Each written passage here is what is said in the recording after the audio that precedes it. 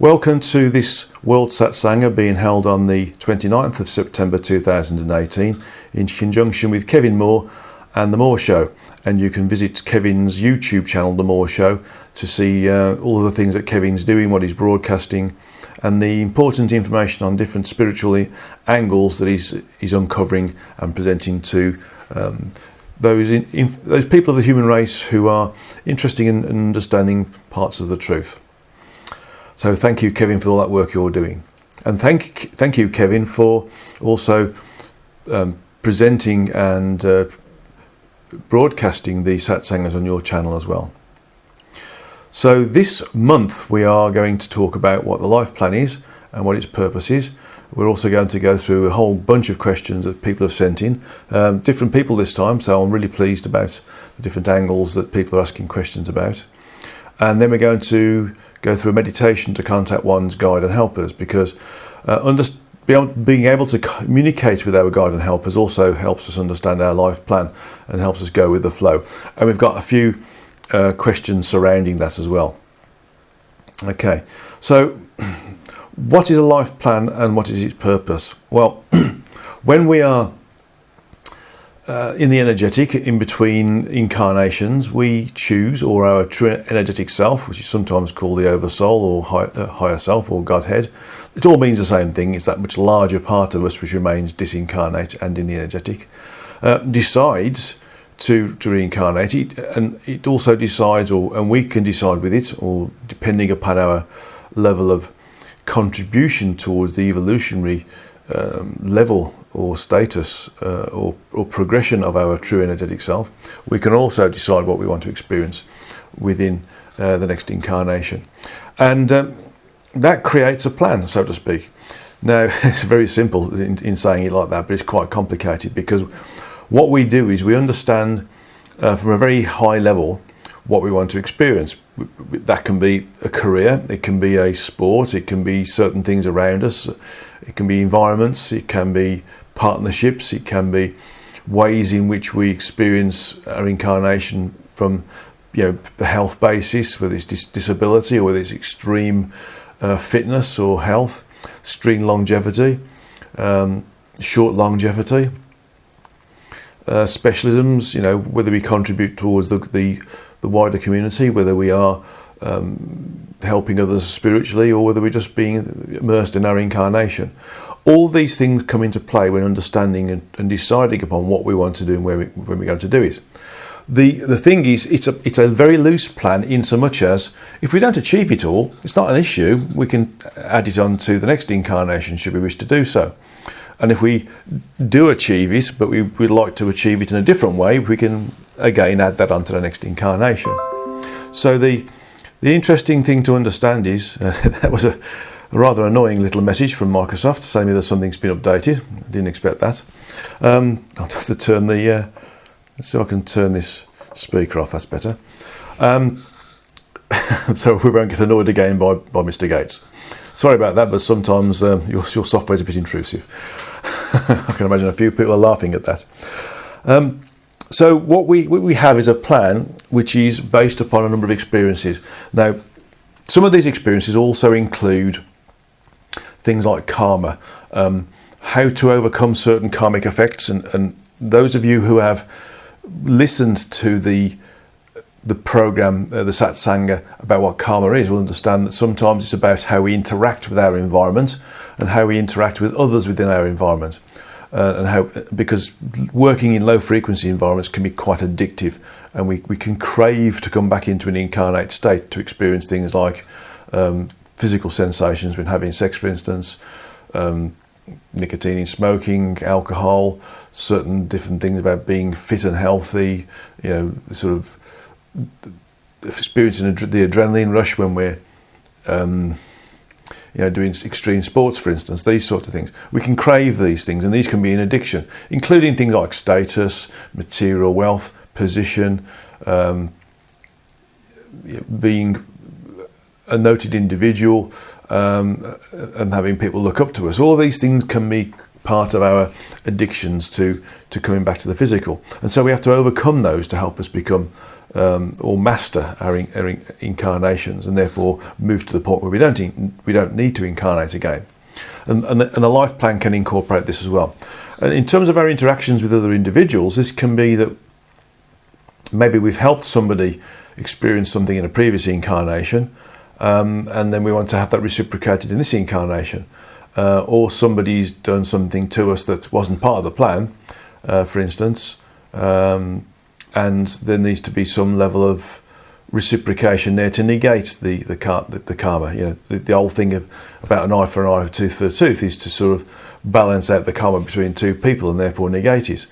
But we can also learn to forgive and forget, and that's the most powerful way in which we can negate karma or karmic links between two people. So all of this can be part of the plan as well. So the purpose of the plan overall is to allow us to master incarnation, so we don't need to come back here anymore, and this takes a long time, lots and lots and thousands and thousands of different lives. It can be to negate different karmic links with individuals, or how to navigate through different karmic situations, or be able to move through different interactions with individuals that could accrue karma but negate them. And also the various different things that we want to experience in this particular incarnation. And that can be addictions to security, it can be addictions to wealth, it can be addictions to being in various places, wanting to be seen and heard by people. All these different things can be part of the life plan, including where we live and the body that we're in, that we incarnate into. And that can be things like bodies that have disabilities, things like Down syndrome, for instance, things like Asperger's, things like having cancers at certain times. All these sorts of things are things that we think, well, that would be nice to experience that. From a human perspective, we're thinking, well, what's nice about experiencing cancer? But when you're in the energetic, it's a completely different thing. It's that would increase my evolutionary progression by experiencing that and going through the mental and physical aspects associated with having cancer, for instance, or having some other illnesses, or some of the ways in which we are struggling with our incarnation, some of the challenges. So think of these things as challenges. Try not to think in the human term, because this really does negate a lot of things. It makes us not want to engage with our life plan. So the life plan is a series of goals, basically. We want to experience this, we want to experience that, we want to be this, we want to be that, we want to be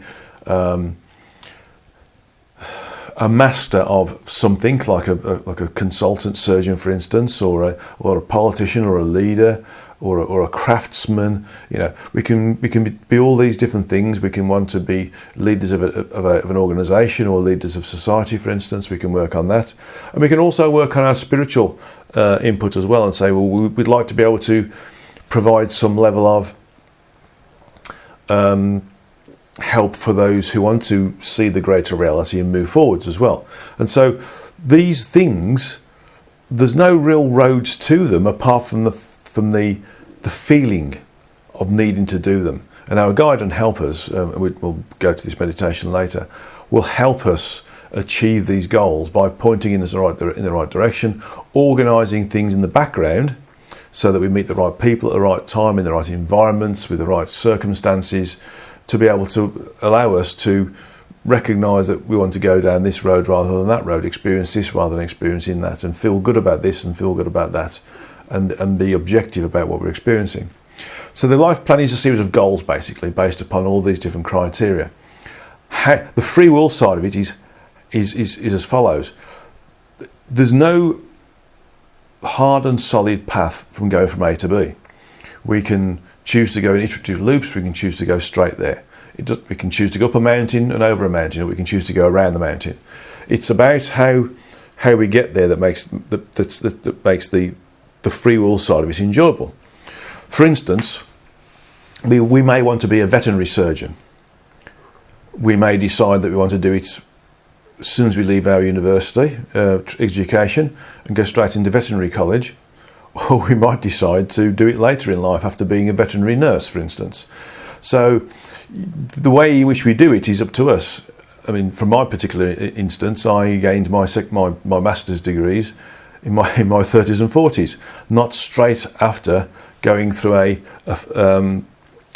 post-school and then college and then university education. So I achieved my education in a different way, you could argue a harder way, but some people might say it's an easier way. But the thing is, there was something in my head somewhere that was triggered by my late wife Anne that allowed me to think I need to be able to go and gain these higher levels of education. And so, with the support of my late wife, who supports me now, by the way, and is always encouraging me to move forwards and keep going, I achieved what I was supposed to achieve, which is going through a level of two different types of education. A purely basic craft-based education associated with being a toolmaker, and then moving into electrical electronics and management. And so these things allowed me to experience a plethora of different experiences and different levels of education, and therefore give me a depth and breadth that is, it's not unique, but it's something that's enabled me to be able to understand some of the concepts I'm being given as a result of the meditations I'm doing now. And so, and obviously the books that have been written as a result of that. And so, excuse my froggy throat, there's been a bit of a bug going around my environment, both in my previous location, which I've just come back from Crete, and the people around me now. So for sound a bit croaky and a bit monotone in voice, it's because of these things are happening around us from an illness perspective. But I'm not quite ill now, but there's something going on with the voice. So we know, we have this gut feeling about what we want to do, and it's how we get there that counts. It doesn't matter how long it takes to do it. It doesn't matter if we even achieve it or we achieve half of it. It's about understanding that we've experienced it and we move forward as a result of that experience. Now, some people, you will note, never finish anything. They go into an experience. Excuse my creaky chair. It's rather quite an old antique chair, and it's quite comfortable. And so, if I do move around, it does creak. Just to excuse me on this. But if when we go through these life plans, it's important to recognise that how we get there doesn't matter. If some of these people who only experience a quarter of something, or an eighth of something, or half of something, or all of something, if they don't finish anything, it's because that's what they're supposed to do. They're supposed to experience enough of what they're being exposed to give them the level of progression that they desire from that. So people may want to experience knitting, for instance, but learn to knit something and that's it. They may want to experience a martial art. They'll get to a certain level and that's it. They may want to learn how to fly, for instance. They'll get their pilot's license and that's it. It's all about experiencing what you want to experience, and that's enough. So the life plan isn't about perfection. Some people do reach perfection, and that life plan may be that you reach a professorship, for instance, in a university or in a medical environment, for instance, or some other sort of research environment. But it's how we get there. Again, it's up to us. So the life plan is a series of goals that are there as a result of what we've chosen to do together with our true and energetic self and our guide and helpers in a particular incarnation that is designed to help us progress further from an evolutionary perspective. Our free will side of it is how we experience those different goals. The thing is that we experience them in different ways. Some people experience them in depth, some people experience them in various levels of depth or non-depth, so to speak, or just passing by. So the free will side of it is really how we interact with those goals and how we achieve with those goals, because we don't know the best route forwards. There is a best route forwards, and that best route is up to us. So it's, if we want to experience something fast, we will do. If we want to experience something slowly over time, we will do.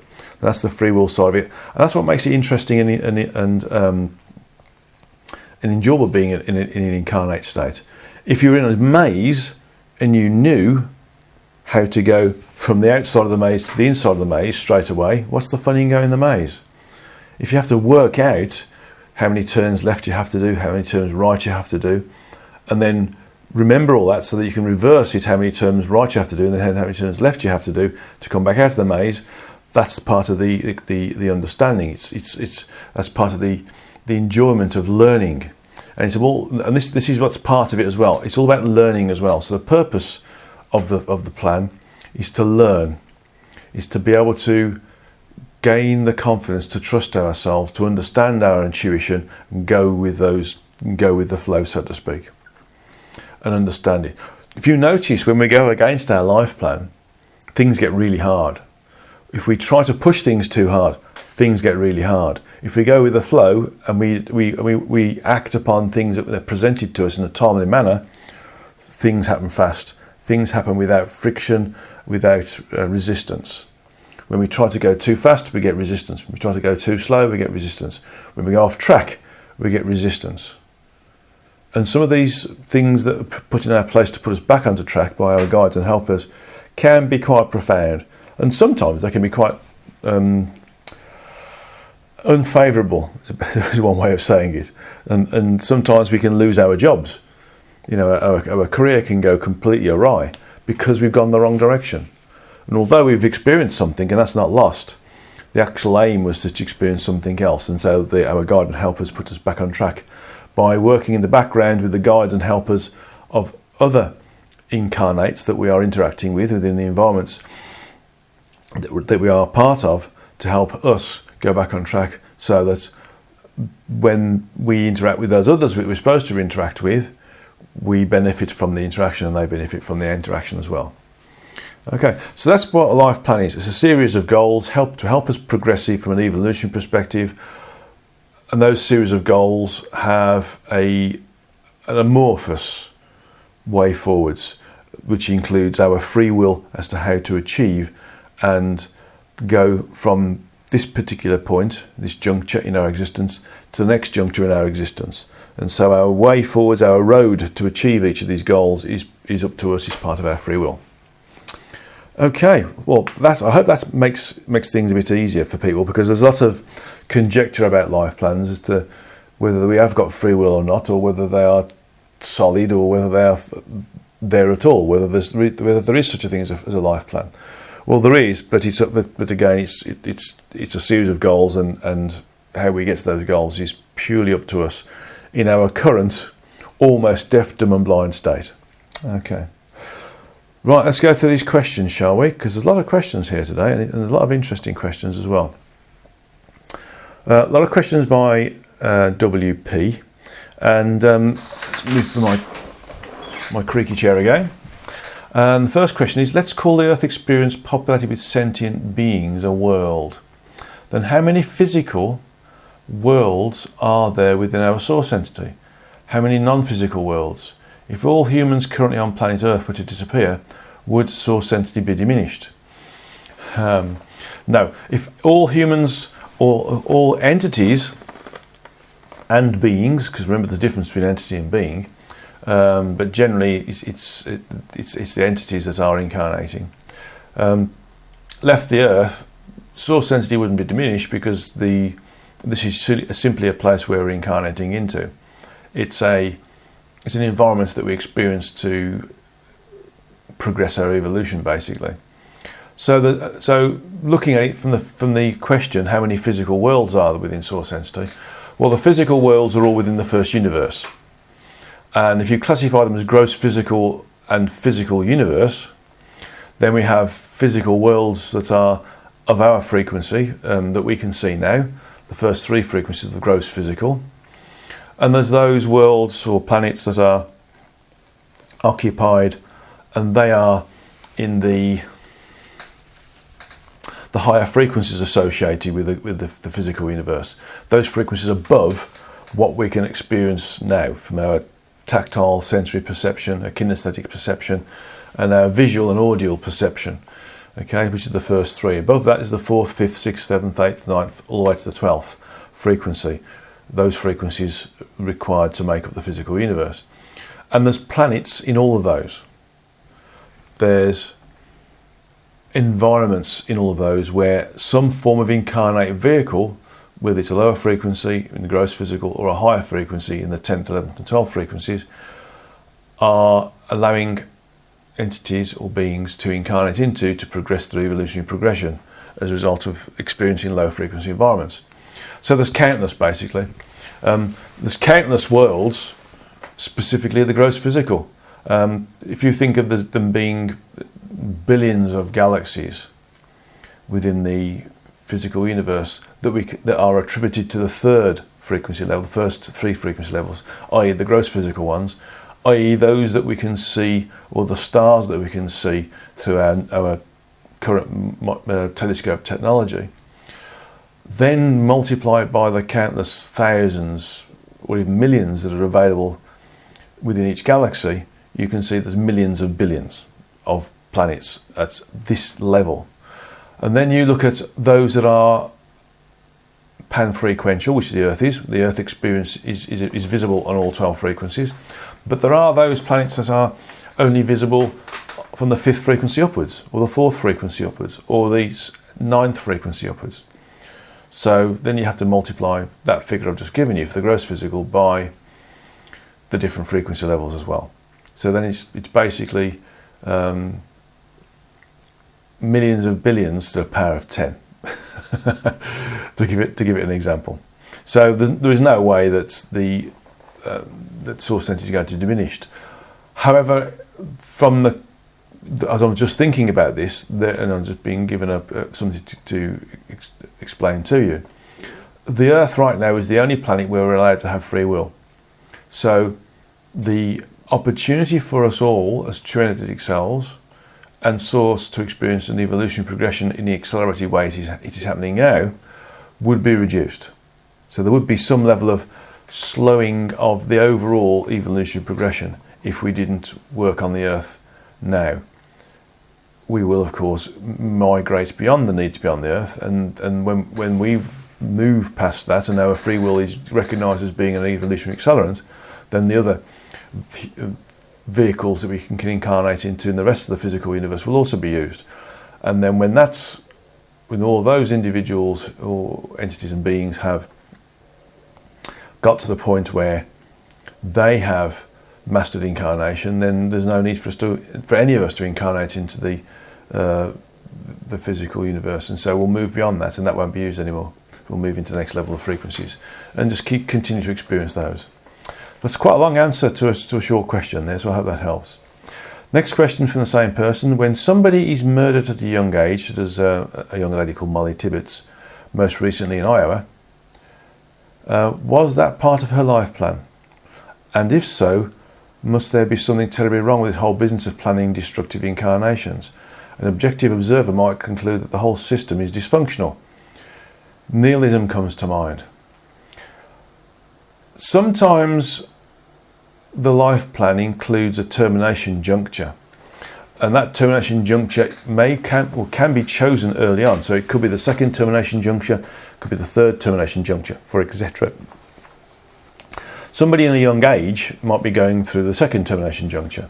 So it may well be that this was part of her plan to gain a quick exit from her incarnation. And so that means that it's just a way of moving on. I mean, some people choose terminal illnesses, for instance. Some people get killed. Their incarnation terminates in accidents, those sorts of things. But it might also be part of her experience and part of the experience of the person who terminated her incarnation. And so there may have been an understanding between these two entities, the killer and the killed, so to speak, that the one would experience doing the killing and the other one would experience being the killed. And so again, we have to look outside of the human thought process and realise that it's just something that we're experiencing. And although we get very, very tied up in our incarnate state and very fond of our human body, it's simply a vehicle that we use, and we should respect, of course, but it's just there to use to help us experience, learn and evolve in a low frequency environment. It's nothing much more than one of a series of suits of clothing that we use, for instance, and we discard afterwards. So I hope that helps that. Regarding the higher frequency new Earths, is the fourth frequency Earth yet to be populated in terms of our third frequency timeline? I assume in terms of event space it's already populated and that all Earths exist simultaneously. Are the continental and oceanic structures the same to Earth, from Earth to Earth? Are the buildings the same? Is the history the same? From an event space perspective, yes, everything's happening concurrently. So that's that. If you wanted to move into a different event space, if you can use your meditation to allow you to work with event spaces, you will be able to experience these different Earths concurrently. And people move into different event spaces are people who are able to predict the future because they move from one event space to another. In terms of the continental and oceanic structures, are they the same? In general, it's the same planet but on a different frequency level. So the answer is yes, although the population will change. If we consider that everything is happening concurrently and we move from one new Earth to the next new Earth, go from third frequency to the fourth frequency, or the fourth to the fifth, or the seventh to the ninth, for instance, jumping around, then we would see that there's a cumulative effect on what's on the planet. And so there's two things. If you look at it from the outside perspective, you see everything bunched together. So if you're on the ninth frequency, you'd see everything that's on the 8th, 7th, 6th, 5th, 4th and 3rd frequency levels all together. Although if you just focused on the ninth, for instance, you'd only see what's on the ninth because the others would be sort of phased out because they're outside of the physical or the frequential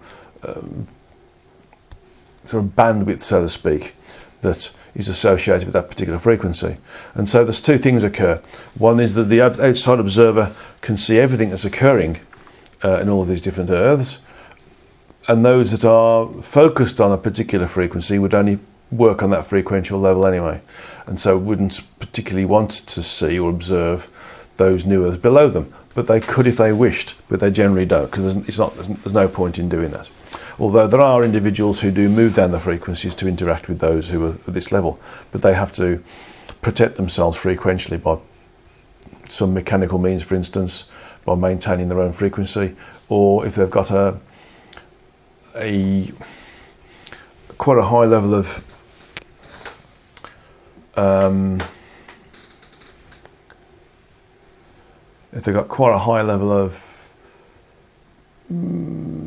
evolutionary progression whilst being incarnate, then they will be able to create their own protection as they go down the frequencies.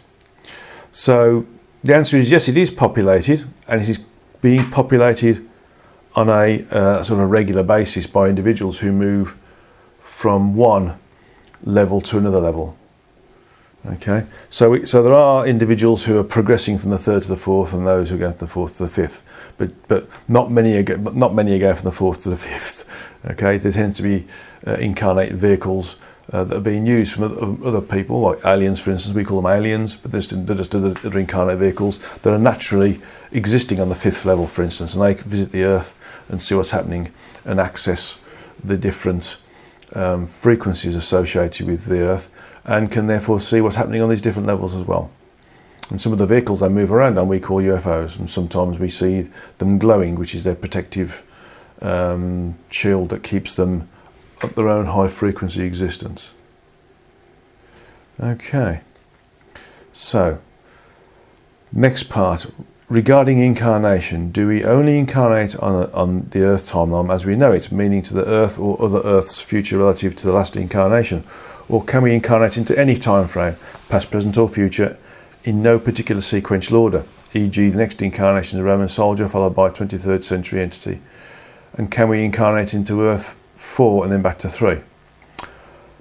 Yes, we can. All of those we can do, and sometimes we do.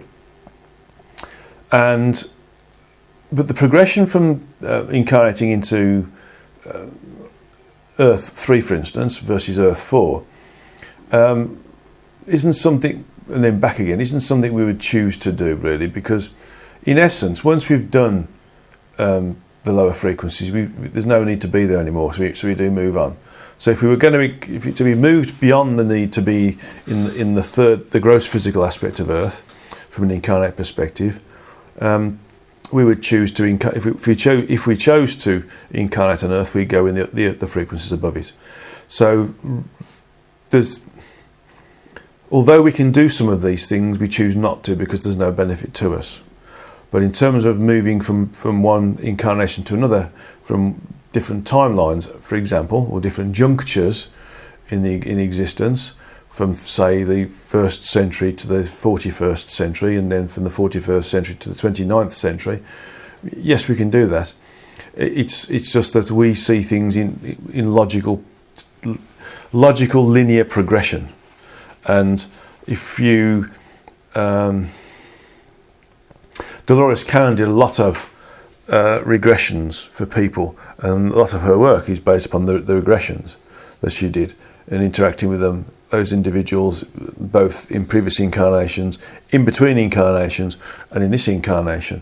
And I know that she also encountered individuals in other existences or in incarnations that are what we would call the future. So we can experience all of these things provided we're able to tap into the right event space and work in whichever way of doing it we are doing it. Okay, so yes, we can bounce around the different things. In fact, when we experience the different frequencies, we don't have to experience those in a linear order. It's just that our progression, our evolutionary progression, is linear. Okay. Next question again is this is another reincarnation question. In the history of the planets as we know, I'll start again. In the history of the planets as we know it, there has never been a higher percentage of people living in the poverty line than today. Yet we still have a majority of people living in poverty. There are about 7 billion people on the planet, and 3.5 billion are poor by any measure. Another billion have an income below the means, but the mean income of Mexico. That leaves 2.5 billion that are relatively well off. Further, some are born into dysfunctional families, communities and nations, and some not. Yes, all of this is created by us. The whole of the drama, so to speak, or the worldwide play is created by us. And there are pockets of poverty within areas of affluence, and there are pockets of abject poverty within areas of poverty. And we choose to incarnate into these things. And so when we experience them because we want to experience them. Again, part of the life plan. But also, it's all to do with really being also recognise that although we live in poverty, we can have a life plan, which means we get out of poverty, or we have a life plan where we experience it and we're immersed in it. And so we do have these pockets of things that we experience. Now, at some point, there's going to be a position on the earth where we no longer collectively, whilst incarnate, recognise there's a need for everybody to be, some of the complete diversity of experience. We would all be of the same level. And that's when we could become more of a collective whilst incarnate, and we recognise each other's requirements for incarnation and for existence. And so when we get to that point together, there will be a common level of living quality, so to speak, if you want to call it financial independence as well. But that is quite some time away, when we start to realise that actually we can't exist and survive by having one group of individuals being totally affluent and opulent, whereas others are digging around the dirt. There has to be a common point where we think, okay, I can be selfish and gain all this, but how does that help? How does that work? It only helps me, and in this incarnation, and then after that I've lost it. So what's the point? So when we start to think about this in terms of what's the point, and actually why can't we make the opportunity for my work for others as well, and therefore we start to work on lifting the overall living standard and quality to the same level for everybody on the earth, then we'll start to move forwards into the next golden age. So right now it's part of the plan to experience these things, but eventually it'll be part of the plan to remove these vast chasms of difference in living standard qualities. Okay. Next question is, after an aspect completes an incarnation, does that aspect continue as a sentient entity who then somehow plans its next incarnation, or is that the aspect is reabsorbed into the test, and the test determines through the new aspect what the next appropriate incarnation would be? Well, all this is in the and dialogues, but basically, depending upon the evolutionary level of the test, and depending upon the work that the aspects that have been individualized from itself from the test have worked and contributed, that aspect can either enter into full communion, or a number of different states of communion that does include various different levels of full integration or full immersion back into the sentient energies that is the test. There are times when an aspect stays external to the test but still in a projected and connected state. There are a lot of times when the sentience, although it's in some state of communion, whether it's diverse or compartmentalized, etc., can choose what incarnation is going to have, or can suggest to the Trinity itself, or the Trinity itself will say, right, this is what the experience I want to experience, therefore I'm going to use this aspect instead. So the individuality can be maintained, or it can be totally immersed. That's the individuality of the aspect. Okay, so it could. So it just depends upon the evolutionary level and what the experience is, and the way of saying it, the overall experience of that particular aspect and its expertise in certain experiences is also considered as well. Okay, next question. Regardless, it appears, at least on this planet, the majority of the aspects are chosen to live in poverty most of their entire lives. It's as if poverty is the preferred way to accrue evolutionary content, since there is so much of it, even more now than in the past. Are we, who have been born into the wonderful families and communities and nations and currently prospering, doing so because we've already experienced being poor in pure incarnations? And if so, who is the we here? An aspect experiencing many incarnations, or our true energetic self experiencing many incarnations via many unique aspects? Well, basically, we can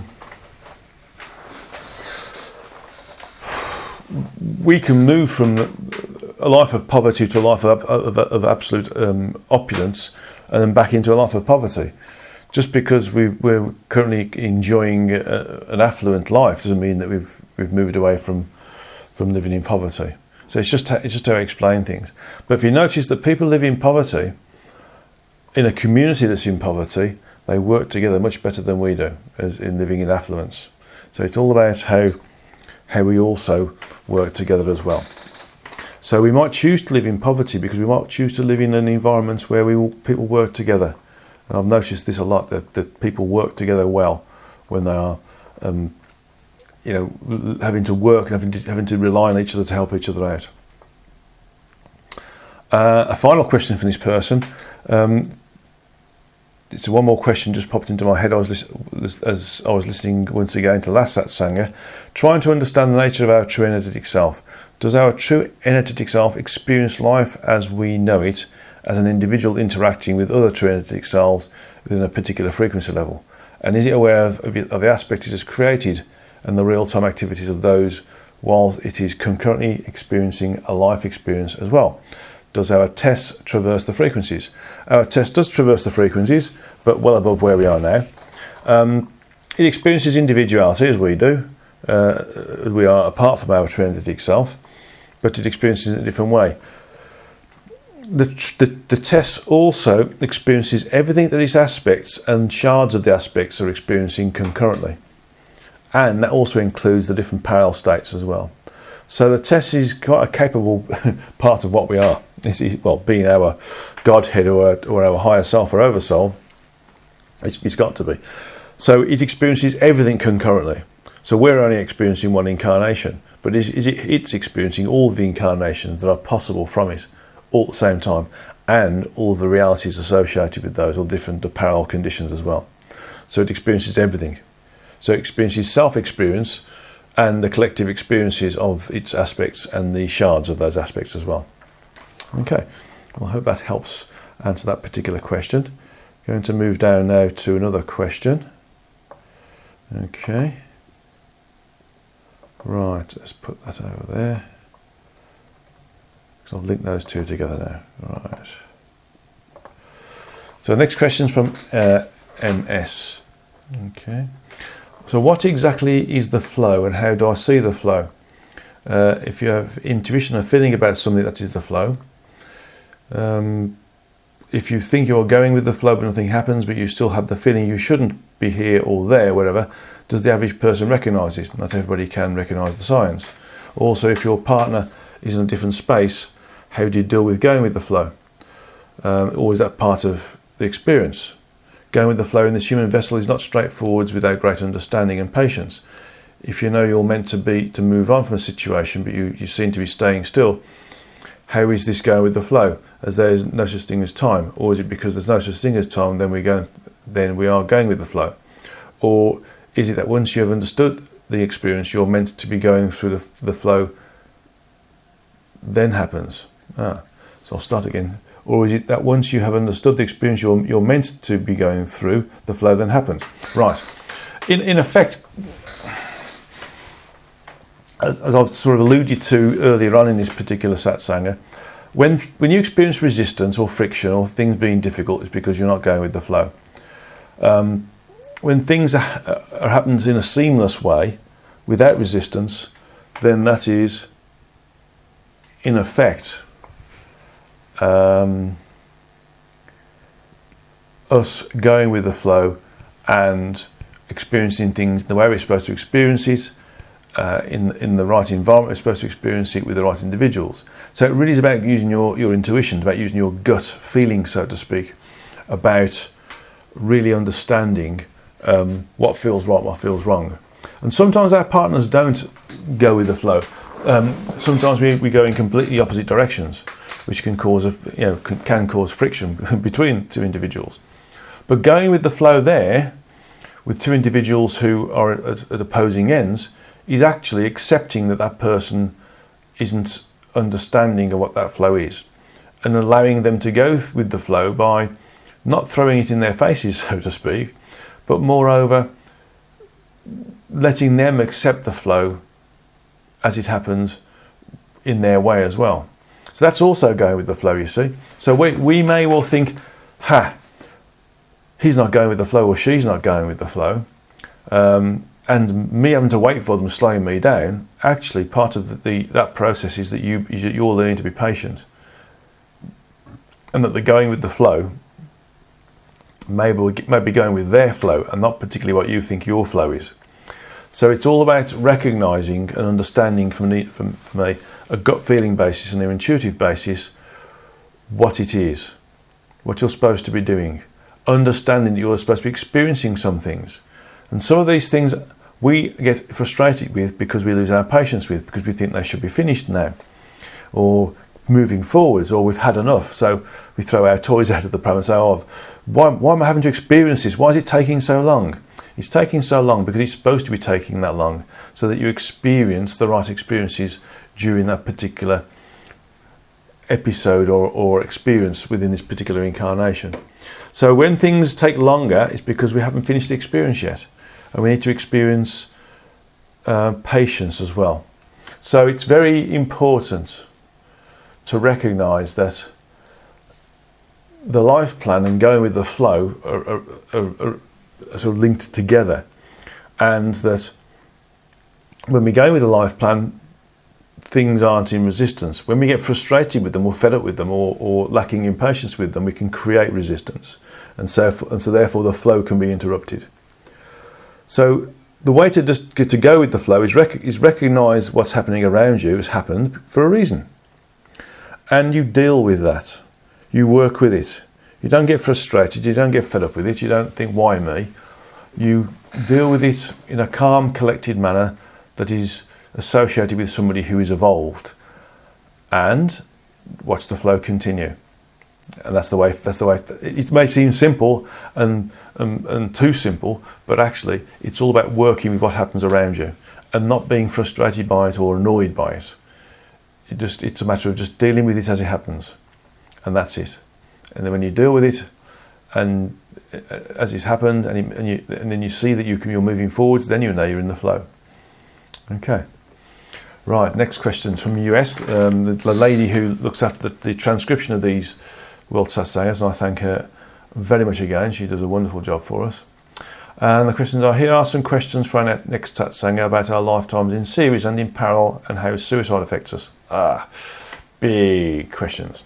Since we know that there is no such thing as time and all our lives occur in nowness, is there a certain sequence to how our lifetimes play out, so that we can build upon the evolutionary content from one life to the next and the next? Otherwise we would all be omniscient already.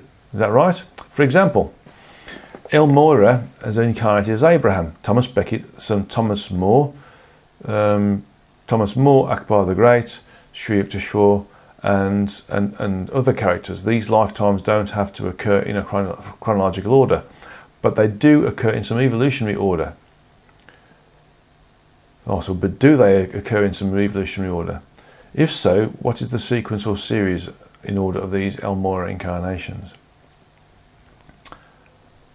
There are some logical linear sequences that we have based upon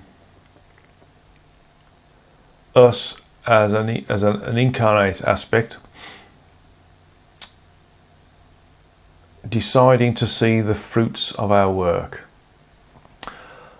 So if we have a number of lives that are linked together, for instance, when we have back-to-back incarnations where we have a role to play that is not specifically over one lifetime, but over a number of different lifetimes that are in a linear sequence according to our Earth understanding of progression, then Elmira, for instance, would have incarnated in various different individuals that occur in a logical time-based sequence over the history of the Earth, because he will have had a number of lives he wanted to work with a specific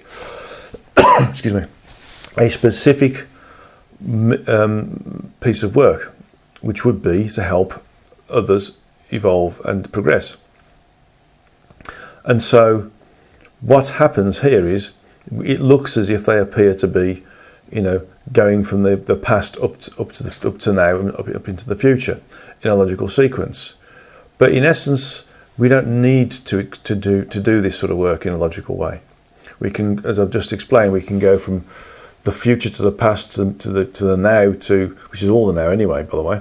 So only our understanding is an incarnate being that makes us think it's another way around. But basically, it just depends upon whether we feel whether we've got a piece of work to do that means that we want to see the work from the last incarnation and how we can add to that last incarnation in the next incarnation. But there are times when we just bounce around and it doesn't matter. So when you see a soul that has appeared to have incarnated in a logical time-based sequence, you know that soul has had a piece of work to do, that it's spread across a number of different lives. Sometimes, though, that work to do, sometimes you might find that there's work happening in a future time that we don't know about. Or there's work that's appeared in a future time that's been fed back into a past time. So, although sometimes these sequences, such as Elmira, Abraham, Thomas Becket, Thomas More, Akbar the Great, Sri Yukteswar, may appear to be in a logical sequence. It may be that actually it's only a logical sequence to our linear perception, but actually Sri Yukteswar may have gone, the Almoira being, or the being that this is incarnated as Almoira, may have been Sri Yukteswar first, or Sri Yukteswar then Abraham, or Thomas More then Akbar the Great, or Akbar the Great and then Abraham. So there's no sequence, but from our discerning perspective, they can go back. They can bounce around, but in essence, if we see them in a sequence, it's because the effect is of the work they've done. It's been linked up by a number of different incarnations that appears to be logical in a linear way. Okay. Next question. What happens in the case of a miscarriage in terms of parallels? Does this happen only in some parallel lives, for example 50% of them, or not in other parallel lives, or does it vary from case to case?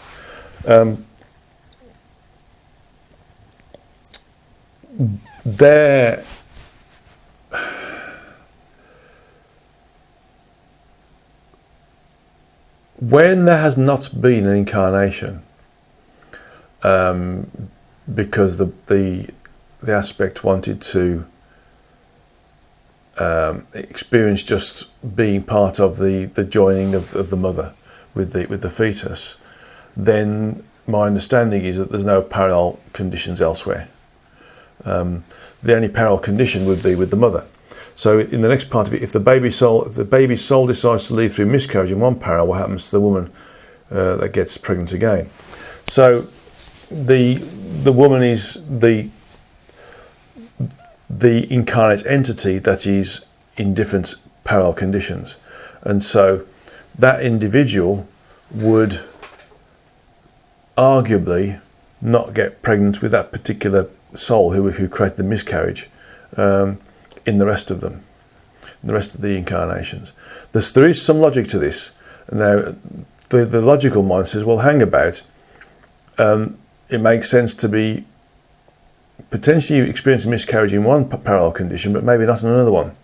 But it's all to do with the intention or the desire or the being or the entity that is in the fetus, whether it wants to incarnate or not. If it wants to experience multiple conditions, where in one parallel sense it's incarnate, another one it's not, another one it was stillborn, or another one it died after 3 days of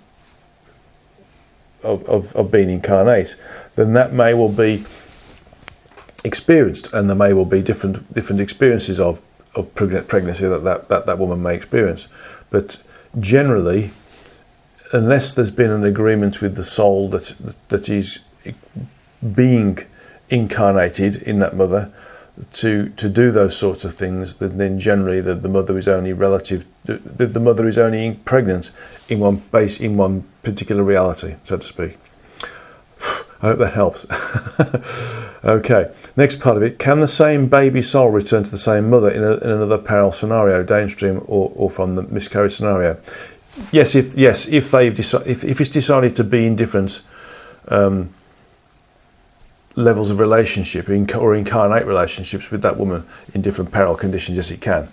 But if it hasn't decided to do that, then it won't do. No. Okay. So I've just explained that in the first part. Or is that soul now committed to existing in earlier parallels where the woman carried the fetus to the term in the first place? Again, it depends upon whether that's the agreement between the incarnate individual, who's the woman, and the incarnate individual who is the baby.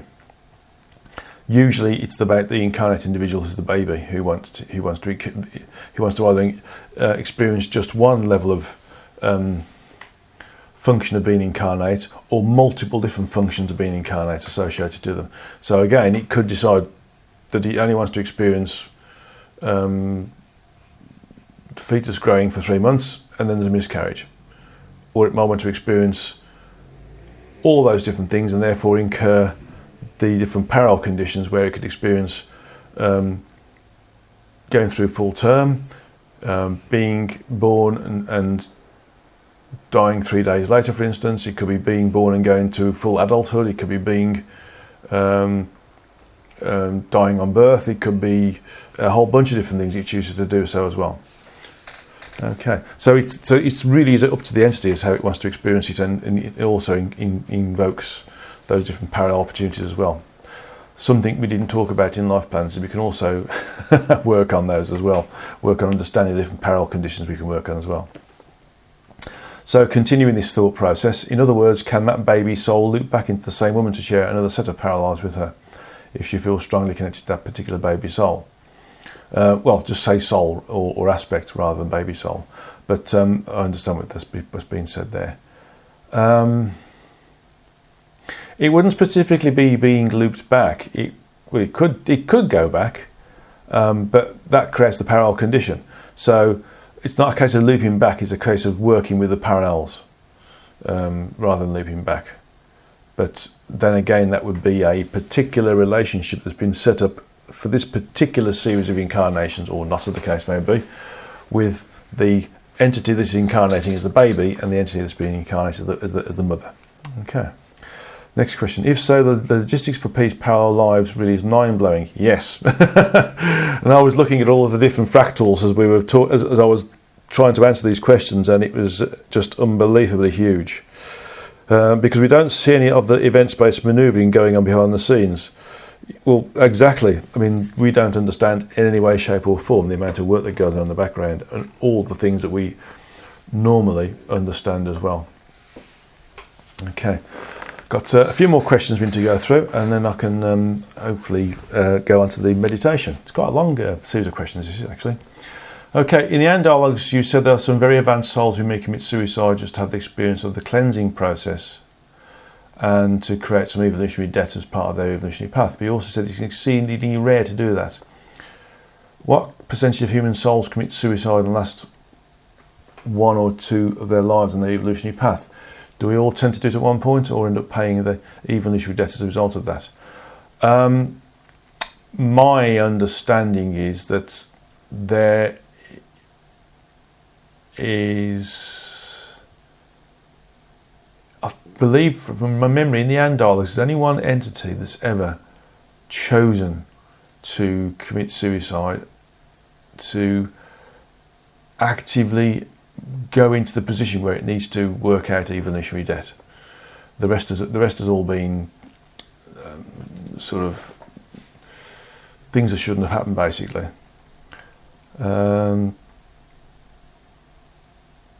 What percentage of human souls commit suicide in at least 1 or more lives on their evolutionary path?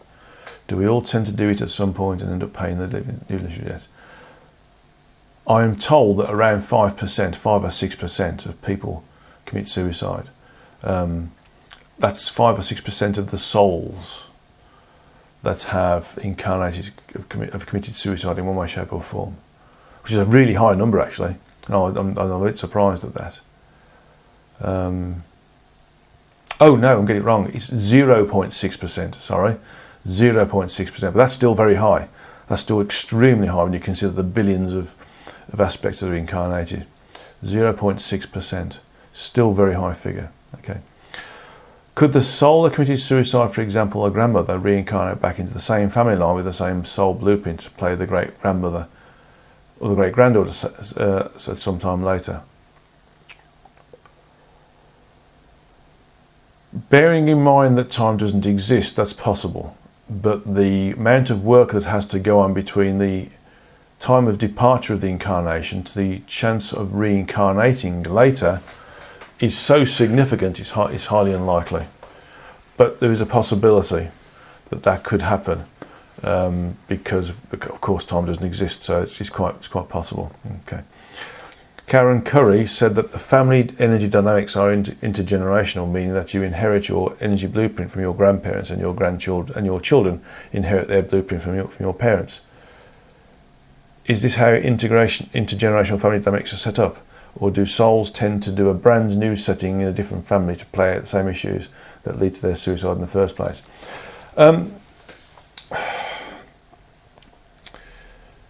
It's only through karma between individuals that we end up working together with that individual again, or if there's something particular that we want to work with a particular soul, that we start to work with them over multiple lives. The only thing that families pass on to each other is habits, basically, desires, likes and dislikes, and educational levels. the rest of the stuff is just not important at all. It doesn't happen.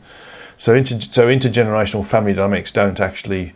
They're just a random thing that happens as a result of people living in certain ways.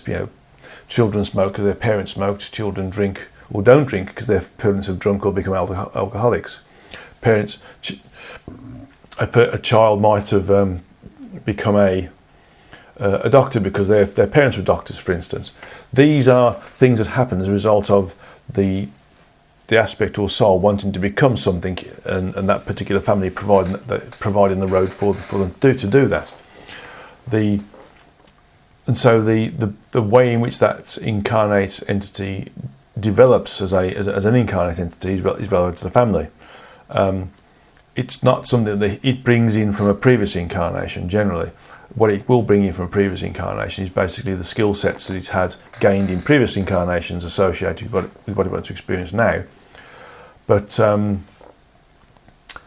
it also brings in skill sets from previous incarnations outside of the earth sometimes. In fact, quite a lot, actually, thinking about it. But also on top of that, there are experiences he wants to experience. So it's a blank page. So we have to look at it from those perspectives and understand that the intergenerational dynamics don't do a lot in terms of how they affect the incarnate aspect or soul, except within a particular incarnation, and that's it. Okay, right, I hope that helps. Two more questions. One is fairly quick, I feel.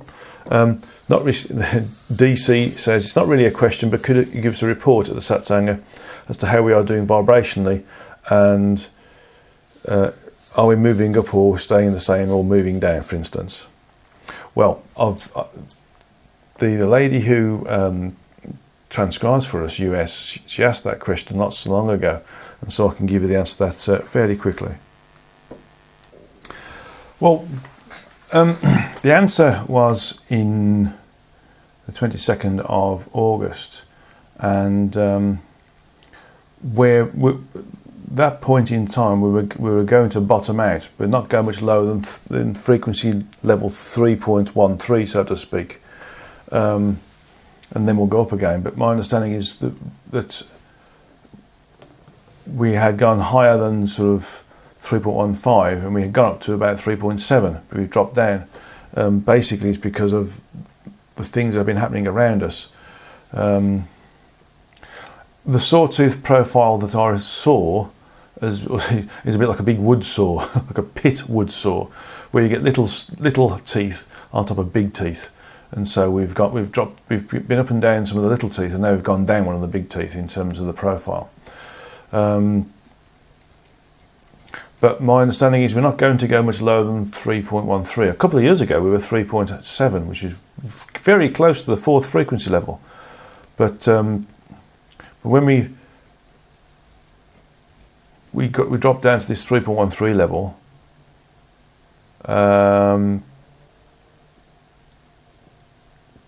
we will start to move upwards. And I felt that that's about where we are now, actually, 3.13.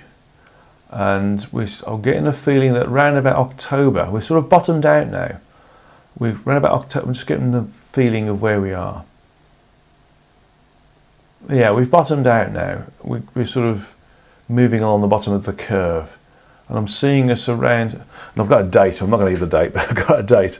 But it's this sort of 3/4 of the way through October is where we're going to start to move up the frequencies again, because there's going to be quite a bit of common sense happen in various different quarters around the world, and so we're going to start moving upwards again. So right now we're at about 3.13, we bottomed out, and we're going to start to move upwards again towards the 3/4 of the way through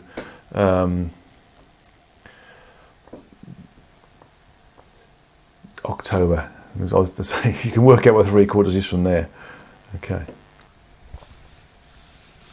so I hope that's answered that question for you. I don't like to use the points, the 3 point something or the 4 point something, but it does give us an idea of sort of where we are when it comes to becoming associated with the whole frequency, because you can be at 3.99, but it's only when you're on 4 that the big things happen, that you actually move, physically move from one frequential level to another frequential level. So you actually sort of zone out or stop being visible or communicated with, or even touchable, for instance, or perceived on the third frequency level when you move from 3.99 to 4, for instance. And of course, from 4.99 to 5, similar sort of thing. Last question from AB. Okay, and I want to answer this question, then I want to get straight into meditation. And this is really good question, actually. And the question is, I hope you can clarify for me the crucifixion of Jesus Christ. If I remember correctly, in the Origin Speaks, you describe how the crucifixion did not occur. And in fact, the event was a type of illusion that Jesus himself, along with his disciples, were able to create via group meditation. I ask because while reading Autobiography of Yogi, Paramahansa Yogananda, and I have a big link with Yogananda, so I'm interested to answer this question, visits a saint who does not eat, but also visually re-experiences the actual crucifixion of Christ, including his laboured walk to the crucifixion site. Paramahansa Yogananda described tears of blood coming from her eyes during this trance, and it is something she experienced weekly, I believe. Yogananda also expounds on the crucifixion himself, making me believe he thought it to be authentic as well. This is also a central point to the several versions of Christianity as well as the religious world in general. So I was hoping you could clarify what happened, and if it were simply an illusion, why the reality of the crucifixion remains upheld even by the most spiritually advanced beings amongst us. My understanding is, and as I was reading the question in the first place, is that it's very much correct that it was an illusion.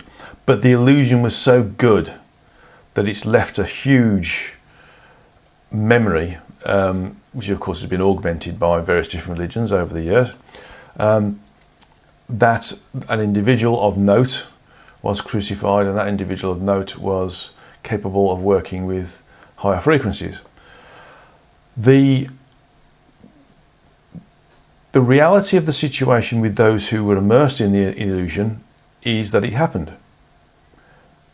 But the reality of the situation for those who are outside of the illusion is that it didn't happen. So if you think of it in terms of those who are part of the illusion and those who aren't part of the illusion, then you start to see two different realities there. One with the one reality where Christ was crucified, and one reality where he wasn't crucified. The reality where he was crucified was created by Jesus and his disciples to enable him to move out of that environment and to bring closure to a level of antagonism between various different individuals within Judea, etc., and the Romans and the Jews and everything else was going on at that time. And so the feeling of that state of beingness would have been experienced on a massive level by everybody concerned, and so it would have been experienced like a true reality. And this is what this lady is logging into. Yogananda, at the point of writing this, wouldn't have discerned it, or probably wouldn't have wanted to illustrate that he understood what was really going on, because he had to work with these religions. He had to work with Christianity, he has to work with the Hindus, he has to work with the Jews, he has to work with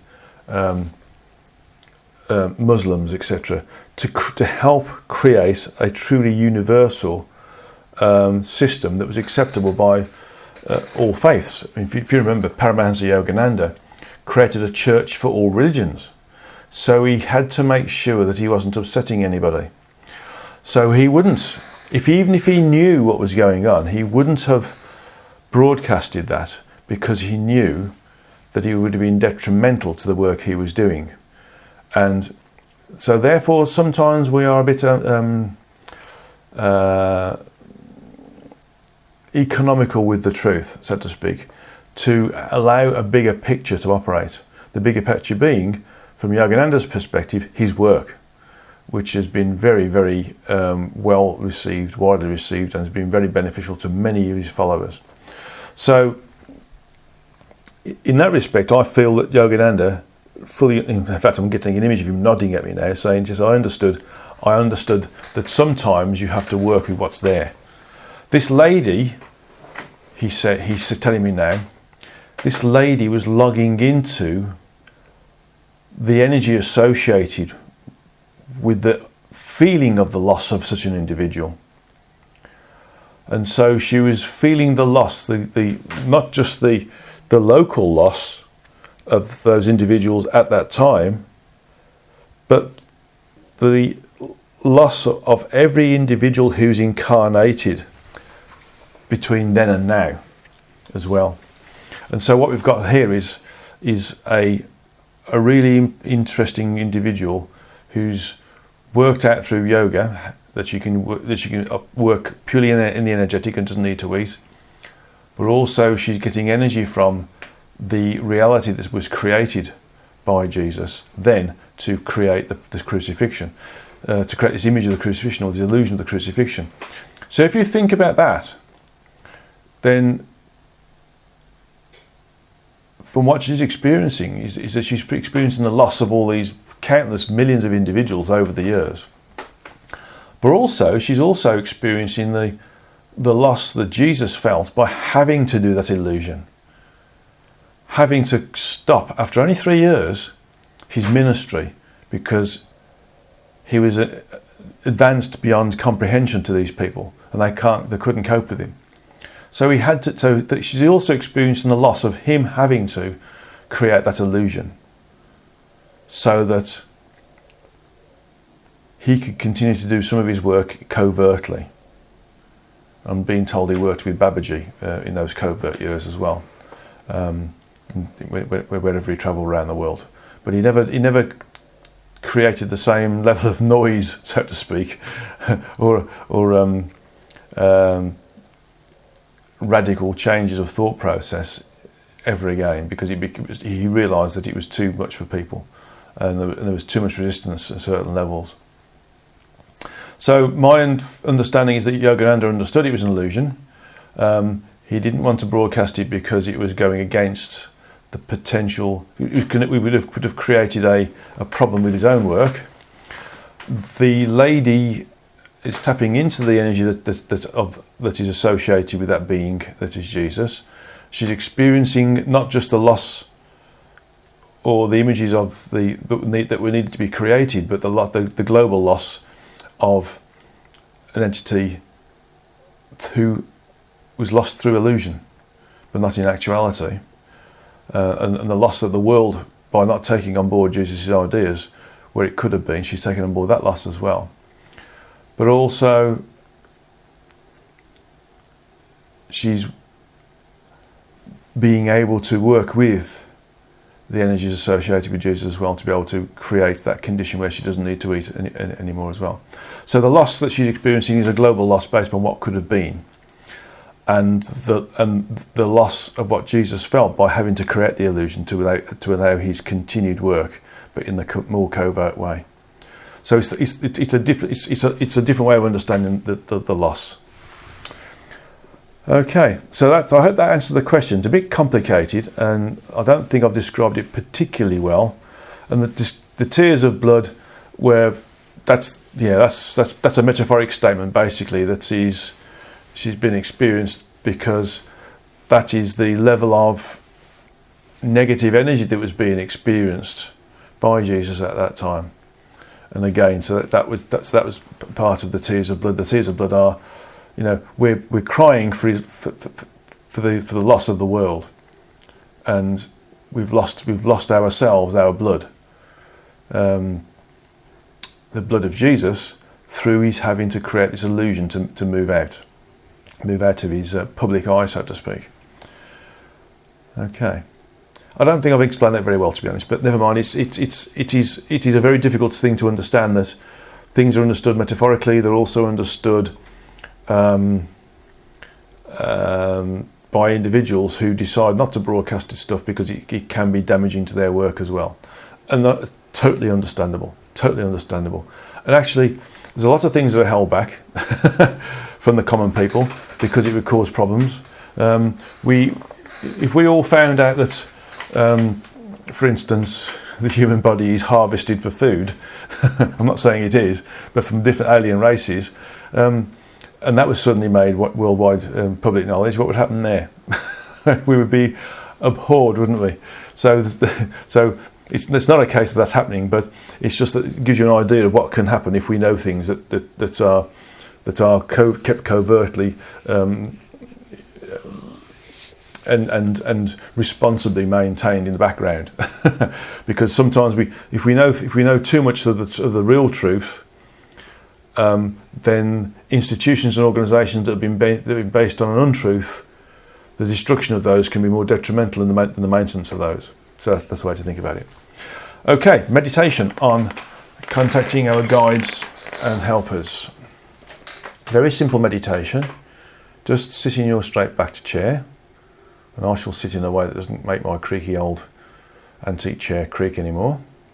I must change this chair when I'm doing this work. Feet flat on the ground, palms placed uppermost on the upper thighs, eyes closed, back straight, closed eye vision focused on the area of the third eye, which is in between the eyebrows and above the bridge of the nose.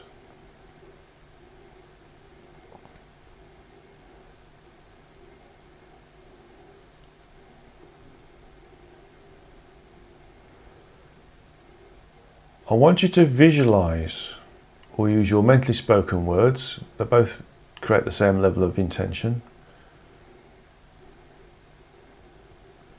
that there is a being by the side of you, on the right hand side.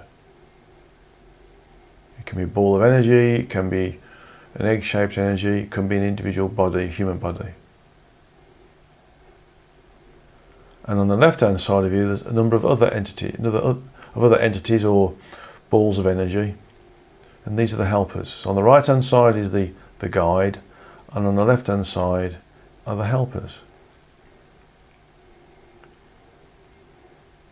This visualization or intention, by using your mentally spoken words that you've got a guide on your right hand side and your helpers on the left hand side, creates the condition where the guides and the helpers have a link with you, because you have a desire to be with them.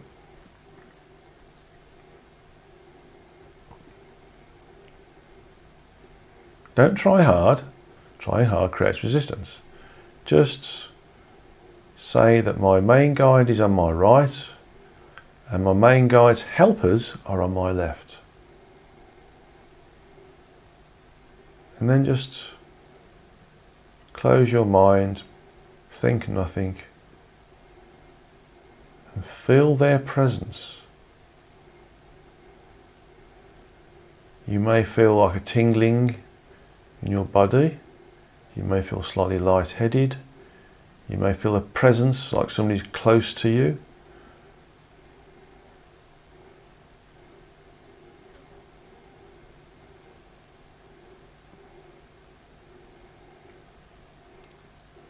You may feel as if the room that you're in is very small.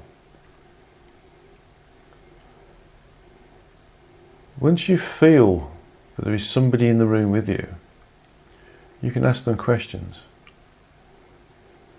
It can be simple questions or hard questions.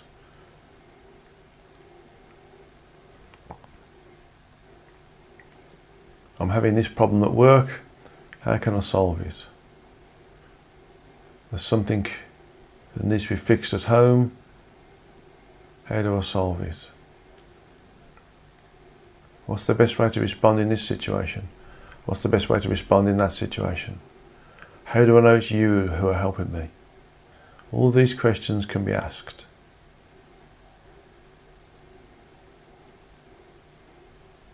Then you need to make yourself open to any form of communication that may present itself to you.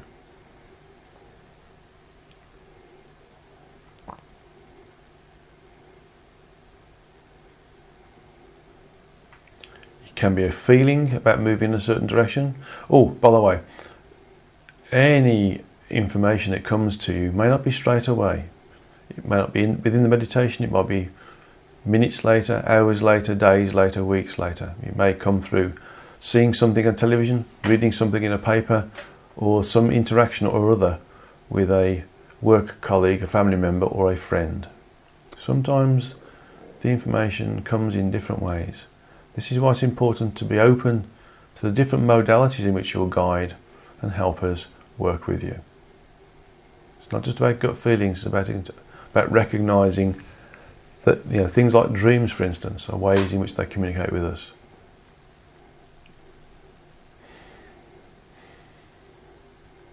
So we don't just perceive things in our mind's eye, our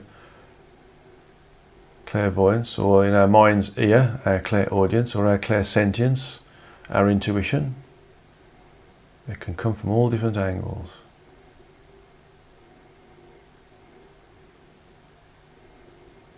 Just allow yourself to be patient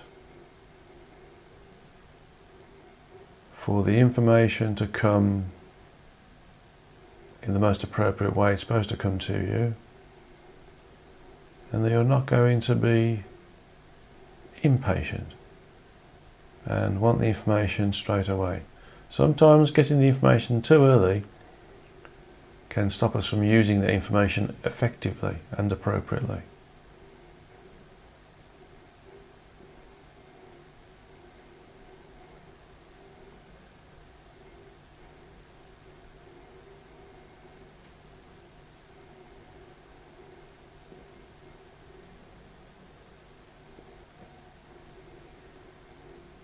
Now visualize that these entities are surrounding you in a circle. Your main guide's in front of you, and the helpers form a circle starting from the main guide, going from its right hand side all the way around in a circle, circling us and then finishing on its left hand side. So you are encircled by your main guide and the helpers.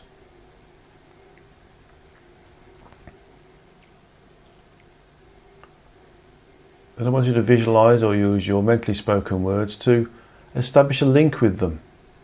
You are the center of this circle now, you're the hub.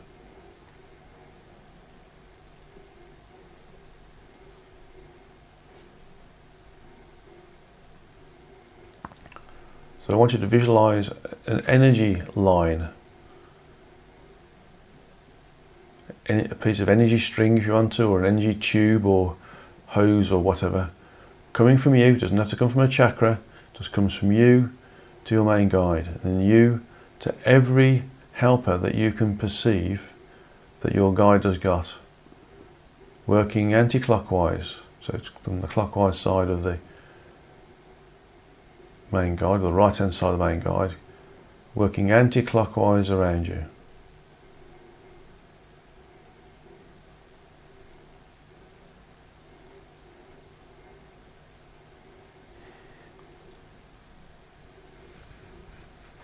This is creating your intention to be linked in with your main guide and helpers all of the time. Anytime you think that you need to re-invoke this link, just do this same meditation again. You can either play the meditation on this recording, or you can remember it or write it down.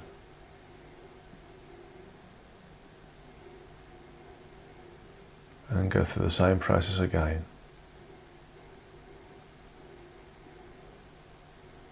Remember, if you ask a question, ask one question at a time. Be patient about the answer, and don't ask another question as soon as you've had the result from the first answer, first question. Give yourself time to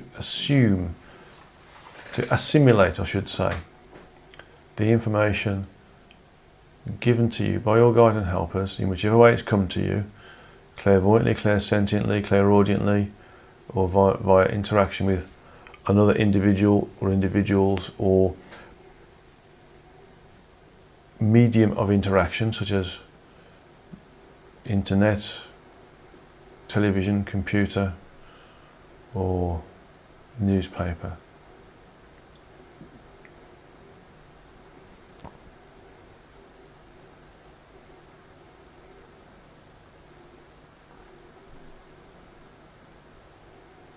You are the center of the hub. Each of these energy lines or string or hoses or tubes are the spokes of the hub, linking you with each of your guides and helpers.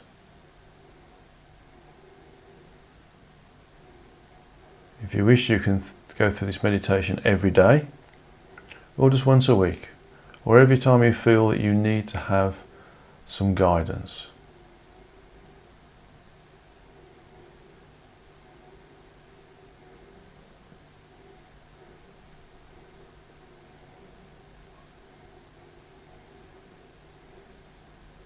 Just be open to the various ways in which they communicate with you based upon your questions.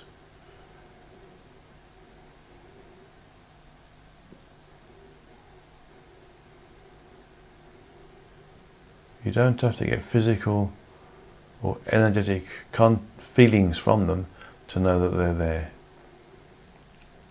Just know that you're surrounded. Your main guide is in front of you, and your helpers are all around you, and each of them is linked to you by some energy string or an energy spoke or an energy tube or line or something. And you can leave it there. You can come back into the room slowly, knowing that you're connected to your guide and helpers, and knowing that you can expect any answers to your questions to be answered straight away, or they may take some time, some minutes, some hours, some days later. Just be open to the various different ways in which they may, or the various different modalities in which they will communicate with you. Okay, so slowly come back into the room, open your eyes and take a drink of water to help to ground you again. That's the end of the September Satsanga. Thank you for sending your questions in and being patient about listening to all of the sometimes extended answers I've given to very short questions, although some of these short questions are really good and do create the need to channel the information on the spot. So thank you again. Thank you for Kevin for broadcasting this when he does. And I'm looking forward to the next Satsanga, which will be towards the end of October, of course. And I'm just having a look at when that will be in October. Let's have a look.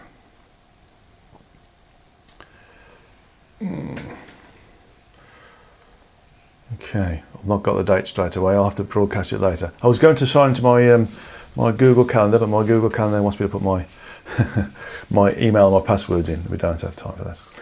Okay, so I'll give the next Satsanga date out with the emails as they go out, and also give it to the lady who transcribes, so it'll be at the bottom of the transcription. Thank you for listening. Thank you all for listening to me. The last Satsanga will be, by the way, the last Saturday of October, so that'll be something you can look out for. Thank you very much. God's love to you all, Source's love to you all, and don't forget to be in the flow. Use your intuition and don't get impatient, and just be calm and deal with things as they present themselves to you, because we've asked them to be presented to us, and know that it's all part of the life plan.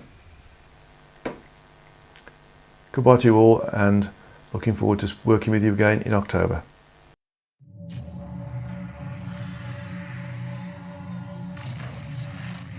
Did you see the aliens in Crete?